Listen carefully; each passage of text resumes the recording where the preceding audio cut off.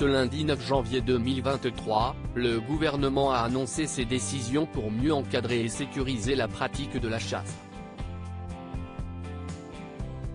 Parmi les principales mesures adoptées, l'une d'elles a fortement étonné Nagui, fervent défenseur du bien-être animal. Pour réduire le nombre d'accidents liés à la chasse, le gouvernement a annoncé ce lundi une série de décisions. Il souhaite ainsi généraliser une formation à la manipulation pratique des armes pour les chasseurs, et lancer une plateforme numérique pour que chacun, promeneur et riverain, puisse identifier les zones et les périodes de chasse.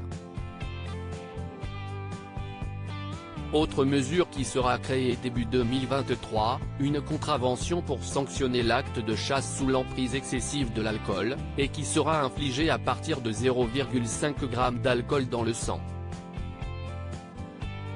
La chasse sous l'emprise de stupéfiants sera également passible d'amende, comme il se fait par exemple pour les automobilistes. Une nouvelle qui a beaucoup fait réagir sur les réseaux sociaux, et qui a notamment conduit l'animateur Nagui à publier un tweet. Sous un article de BFM TV titré Chasse, le gouvernement interdit la pratique sous l'emprise de l'alcool ou de la drogue. Le compagnon de Mélanie Page a fait part de sa stupéfaction, parce qu'avant c'était autorisé. Les internautes aussi estomaqués que Nagui sur le réseau social, de nombreux internautes ont approuvé la réaction du présentateur de N'oubliez pas les paroles.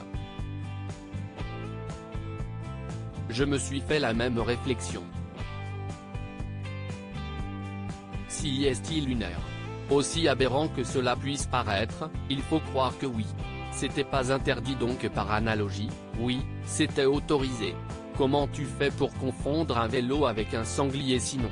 Peut-on lire dans les commentaires. Pour rappel, Nagui est un fervent défenseur du bien-être animal qui ne porte pas les chasseurs dans son cœur.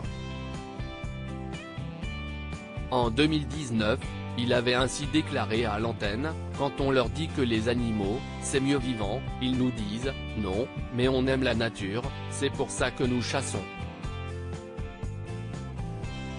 Heureusement qu'ils n'aiment pas les tableaux, sinon ils iraient lacérer les tableaux dans les musées par amour pour l'art.